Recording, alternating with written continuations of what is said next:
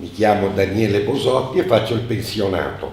I denti li ho persi per le carie, credo, e poi diciamo, non mi hanno soddisfatto i dentisti italiani in cui mi sono rivolto, principalmente. Per cui ho speso un sacco di soldi senza risolvere definitivamente il problema. Era un continuare, era un susseguirsi, togli, metti, fai, e praticamente era da circa un anno e mezzo che non mangiavo bene, avevo problemi. Io ho conosciuto SOS Turismo Dentale per caso, devo dire, su Facebook.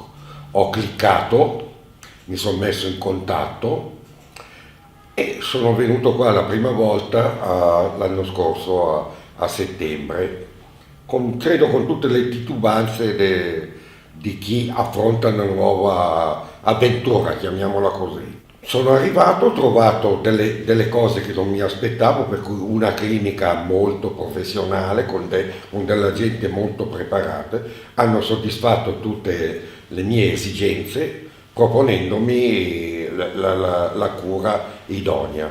Ho accettato e devo dire che il risultato è stato ottimo. È chiaro che non avendo i denti ti condiziona proprio per esteticamente parlare con le persone. Diciamo che la mia vita non cambia, sicuramente è migliorata sotto l'aspetto della masticazione e di tutte queste cose che prima non avevo. Poi io sono ottimista di natura e non credo che quello mi cambi, però sicuramente da un punto di vista estetico avere una plantologia, avere dei denti idonei alla tua masticazione è una cosa molto ma molto positiva. Primo, al di là del prezzo che naturalmente ha la sua importanza, no? Per cui economicamente, confronto all'Italia c'è un vantaggio notevole, ma soprattutto anche per la professionalità che uno trova qua dentro. Io ho trovato dei medici, dei dentisti, dei chirurghi, tutto quello che ho fatto, per cui a me hanno innestato 16 impianti più un innesto osseo,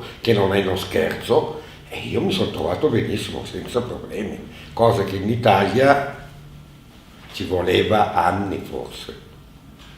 Perciò viva SOS Turismo Dentale. Va bene. Dammi un 5.